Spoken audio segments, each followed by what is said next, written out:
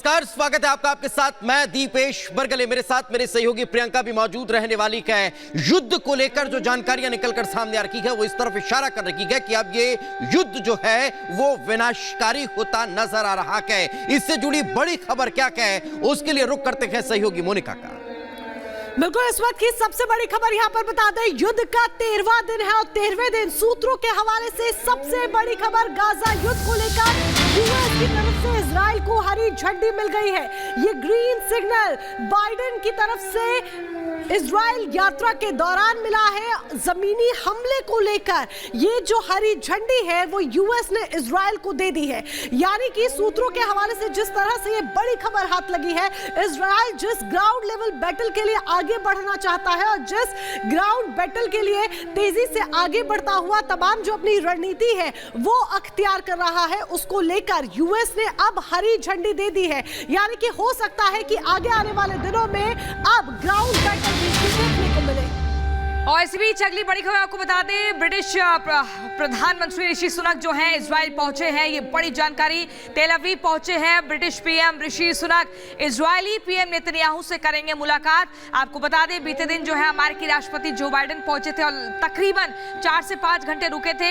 ये मुलाकात गर्मजोशी के साथ हुई, लेकिन उसके बाद वो फौरन वापस लौट गए अपने वतन। यहाँ पर बड़ी जानकारी मिल रही है, ब्रिटेन के प्रधानमंत्री ऋषि सुनक भी पहुंच चुके हैं तेल अवीव और अब बातचीत का जो सिलसिला है वो आगे बढ़ेगा। क्या कुछ रणनीति बनाई जाती है, किस तरीके से यहां पर अपनी बातों को रखता है ब्रिटेन की देखना होगा। लेकिन आपको बता दें लगातार ये उम्मीद की जा रही थी दीपेश कि जब अमेरिकी राष्ट्रपति आएंगे तो बाकी और अरब देशों से भी मुलाकात करेंगे, जॉर्डन से भी मुलाकात करेंगे और कहीं ना कहीं बीच का रास्ता निकल सकता है, जो कि ऐसा हुआ नहीं। बिल्कुल, और जॉर्डन की तरफ से ये जो उनकी मुलाकात का शेड्यूल था उसे रद्द किया गया। लेकिन 3 दिनों में 3 बड़े राष्ट्राध्यक्षों का या फिर नेताओं का ये कह लीजिए इजराइल पहुंचना अपने आप में इस बात की तरफ इशारा कर रहा है कि किस तरह से अब अलग अलग देशों की जो गोलबंदी है वो यहां पर हो रही है। दुनिया की गोलबंदी जो है वो यहां पर होती हुई नजर आ रही है। 17 अक्टूबर का दिन था जब ओलाफ शोल्ज यहां पर पहुंचे थे, 18 तारीख को जो बाइडेन पहुंचे और 19 अक्टूबर को ऋषि सुनक जो हैं वो इजराइल पहुंच रहे हैं। तो ये इस बात की तरफ इशारा कर रहा है कि अब इजराइल के सपोर्ट में किस तरह से ये अलग अलग देश खड़े हुए नजर आ रहे हैं। तो फिर उधर अगर हम फिलिस्तीन और हमास का जिक्र कर लें तो उधर भी ईरान, इराक, सीरिया, लेबनान तमाम लोग एकजुट होते हुए दिखाई दे रहे हैं। तो वहीं हमास के समर्थन में प्रदर्शन भी दुनिया भर में हो रहा है। और जब इतने बड़े नेता यहां पर पहुंच रहे हैं और ये आतंक के खात्मे की बात कर रहे हैं, तब फिर एक कड़ा संदेश जो है वो पूरी दुनिया को जाता दिखाई देता है। प्रियंका, बिल्कुल, और ये 3 तस्वीरें आपके टीवी स्क्रीन पर हम दिखा रहे हैं। जर्मन चांसलर पहले ओलाफ शोल्ज आते हैं और जब वो वापस जा रहे होते हैं वो खबर भी सामने आई थी किस तरीके से हमले हमास की तरफ से हुए और उन्हें कैसे एकदम जमीन पर लेटकर जब वो रनवे पर तस्वीर देखी गई थी कैसे अपने आप को एकदम बचाना पड़ा।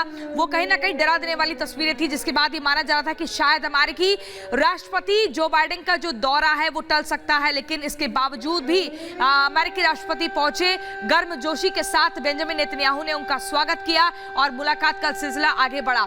इसके बाद ब्रिटिश पीएम जो है ऋषि सुनक वो इजराइल में इस वक्त मौजूद है। तेल अवीव में ये मौजूदगी बताई जा रही है और यहां पर भी बातचीत का सिलसिला लगातार आगे चल रहा है।